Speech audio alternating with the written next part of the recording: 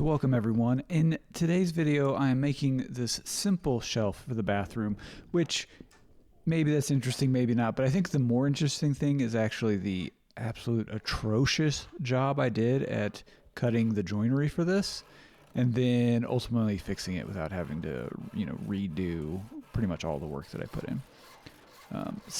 I started off, I went and got this piece of wood from the home center because I needed oak to match the bathroom that this is going in, and I didn't have any. So this was the easiest place to get it. Now, even though I got the straightest and the flattest piece I could find, and it is all 4/4 lumber and it's all nice and freshly milled, it's still not really straight and or flat. So I've got to deal with that now. So the first thing, what I'm doing here is I rough cut it to a rough length, and now I am going to split it on the bandsaw. This oak did have a little bit of tension in it. A little bit safer doing it here at the bandsaw than trying to do it at the table saw, just because of the opportunity for kickback. And doing that took away most of the racking that was in there, enough so that I can go ahead and start thinning it out on the with the thickness planer.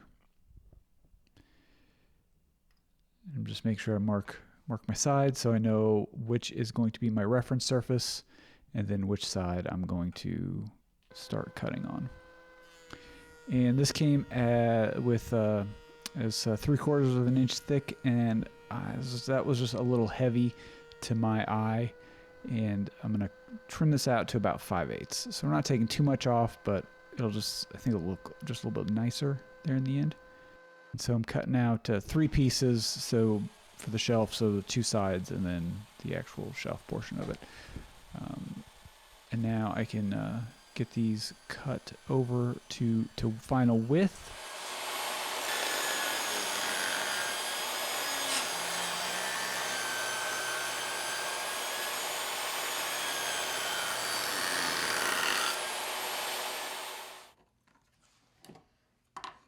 And I left everything long so I can do some through tenons.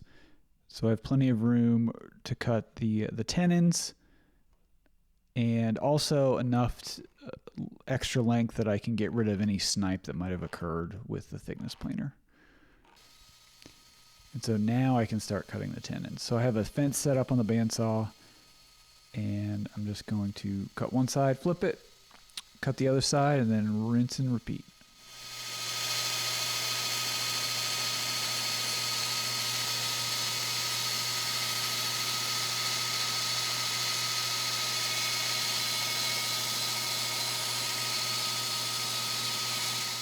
And I'm staying shy of my line.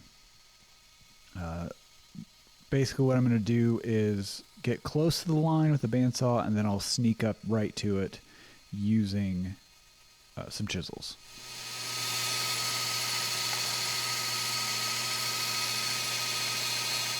And for these vertical cuts, the bandsaw is basically, that's the width of the tenons is set by the fence. I will cut the mortise now to fit the tenons, so I don't need to do anything special there with the chisel. We'll just chisel up the horizontal wall line there, and I'm just pecking away at the excess there.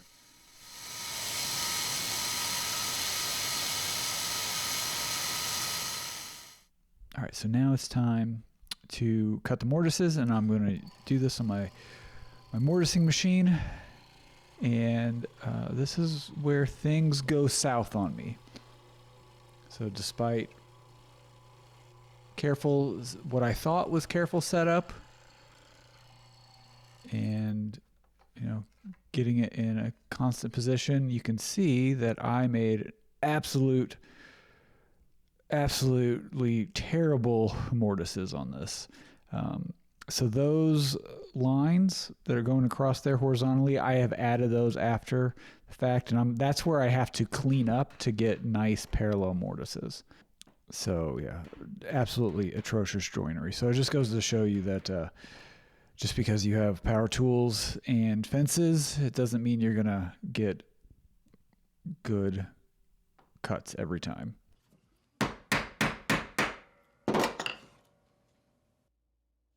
And so, yeah, I'm using a 1-2-3 block there just to help establish help me get a vertical sidewall in there.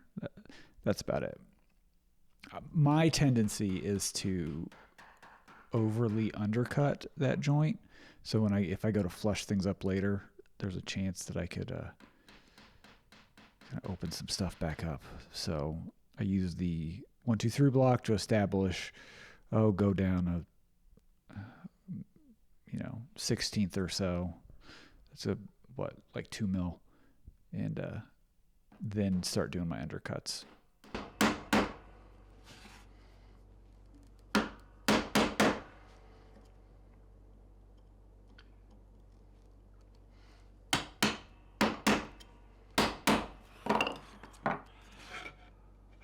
And this is just one of those situations where do a little bit from one end, flip it over, and then do a little bit from the other end.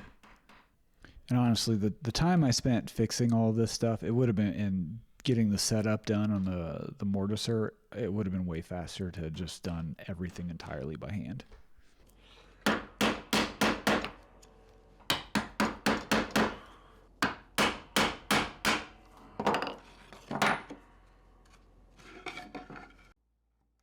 And here you can see now how loose those tenons are in the mortise. So I have two choices really.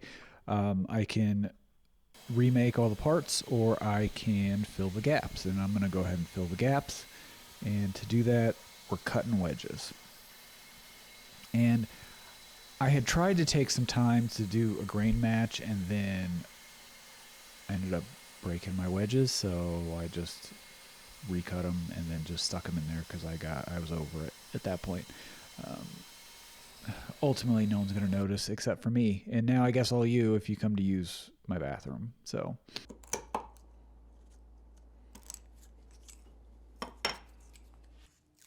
those mortises are oversized by a good 16th. All right, so we have wedges cut. We're going to set those aside for now, and we're going to, I got to do a little more shaping on this shelf. I don't want two big old rectangles in there. So I am double-sided taping those two pieces together. I'm going to line them up the best that I can. They just need to be visually close. And then I'm going to do some shaping here on the bandsaw. And I drew some angles. There's no right or wrong on what that angle was. It was just whatever kind of looked nice. I made the top a little more, I guess, a longer angle on the top than on the bottom.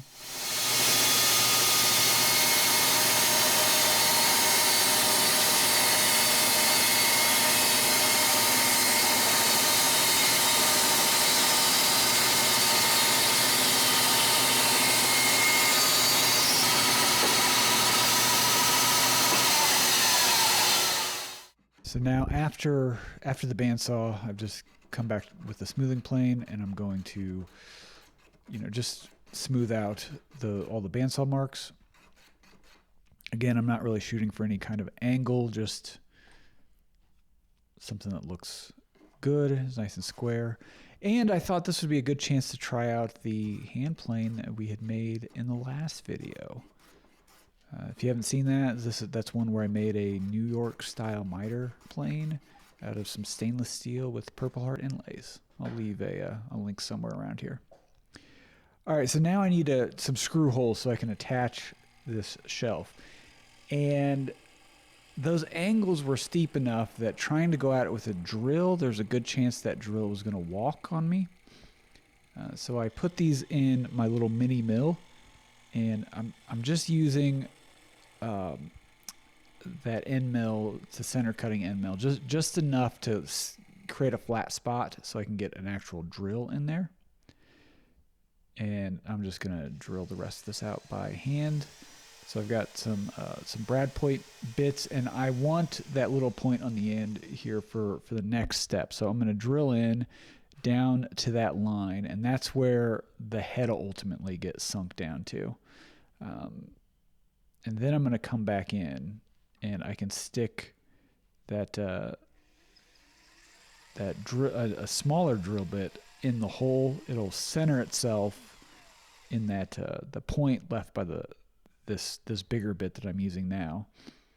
And there I'm just using my thumb as a gauge just so I can kind of see and check my depth. It's quick and dirty for this. So here, now I have a smaller bit. It'll center itself in that hole like I was saying, and then I can just drill all the way through for those. And then that screw should now sink deep enough. And I had just enough clearance on that one. And now I can come in and kind of clear out all that tear up. That's another hand plane I made. It's a replica of a 16th century block plane, basically. That was a fun little build. All right, so now it's time to start installing the shelf. And these wedges they're an awkward size. And I had read about this, and I've used this technique before. I wish I remembered who I originally saw it from so I could give credit. But it might have been Megan Fitzpatrick from Lost Art Press, formerly of Popular Woodworking. Anyway, the idea is you have your wedges, they get hammered out, they get compressed. You can drive them in, and then the moisture from the glue will kind of puff them back up, and everything will be nice and tight. And so that's what I've done here. So spread glue out over everything, and then I'm just going to smack the crap out of those wedges, drive them in. And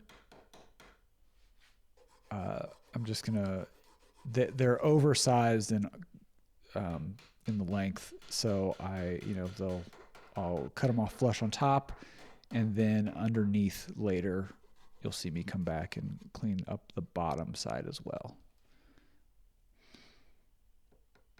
And, I pretty much had to put wedges in on, at least on all the bottoms, and occasionally on the, at least one side as well. And whether it was on the left or the right side of that tenon, it just kind of depends. I was trying to get the front lined up. The front of that shelf and the front of those side pieces. That's what I was trying to get lined up. So that kind of determined where I needed to put the wedge to fill the hole.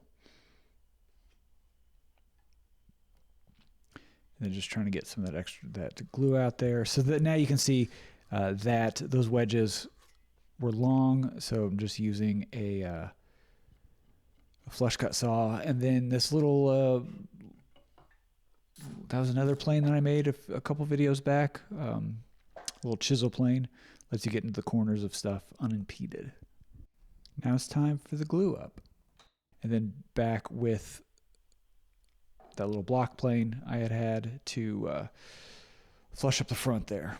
And now I am making what will be the front of that shelf. So this just keeps anything from like falling off the shelf, basically.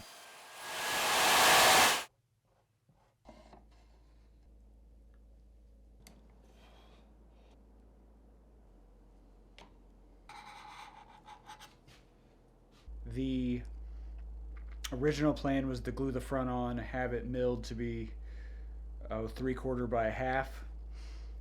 That wasn't working because the board kept warping after it was cut on the table saw, so there's some tension in that board. So to fix it, what I did was planed the top flat, and then glued that on so it is roughly parallel to the surface of the shelf.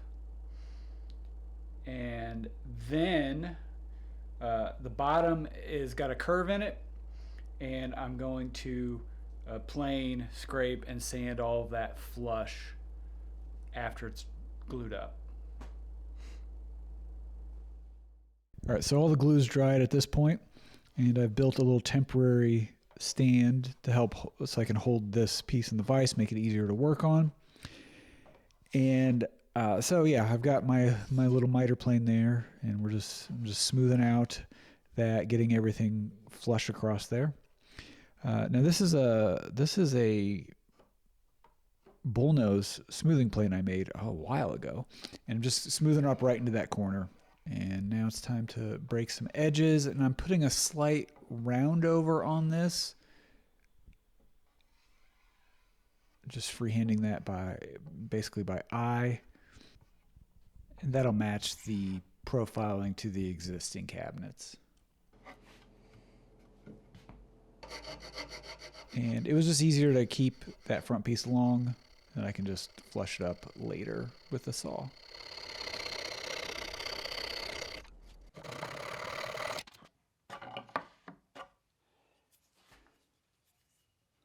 And so this little chisel plane is getting some more use. Just getting the glue squeeze out that was in there that maybe I had missed. Kind of getting everything that you're going to see it if I don't get it, because this piece will be stained.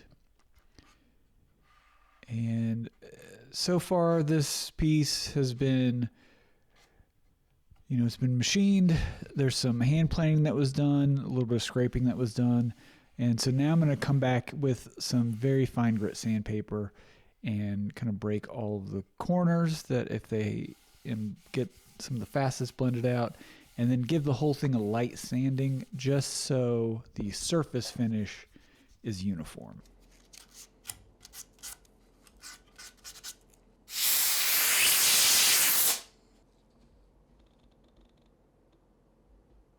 So this is, you can see the repair here. On the underside, there's you can definitely see that. On the, you can kind of see it here if you really know where to look, but if you're standing back, you don't see it so much. And now it's time to stain everything. And not what I would typically do if I was doing a piece of furniture for myself, but the bathroom already has this color, so I'm doing the best I can to match what is already there. I'm going to make sure I get some stain down in those screw holes. You will see it otherwise. And now I'm going through and applying some polyurethane, and I was having a hard time seeing where I had applied it, so I'm using my phone and the flashlight so I can kind of see where the gloss is. And the way I like to apply polyurethane is I do it in a few different steps. Usually, I apply a coat or two of wiping polyurethane, basically as a sealer. Then I'll come back through, I'll apply some brush on to help build up the coats, and then finally do some more wiping coats as the final surface. And then, so now I can kind of sand it out and make sure that all my brush marks are out. There's no runs. And you got to be real careful, or this can happen. You can cut through your clear coats and into your stain. But don't worry, I'll show you how to fix that later. Just another thing to fix on here. So this is the final coat, basically. After the brushing coats come in, do a couple final wiping coats, and that I find works well for me. Then I don't have to be real precious about how things get brushed on. And so after it's cured, I just come back with some paper, and that basically acts as super fine grit sandpaper and just knocks off all the dust nibs. And so here this is what it looks like. You can't really tell it's been repaired. And there it is in situ and fully installed. And I think it turned out pretty well. It looks like it was part of the original plan. So that's all that really matters. Oh, and here's how you fix that one spot. You just cover it up. No one's going to know, except for, I guess, all you. Thanks for tuning in. I'll catch you on the next one.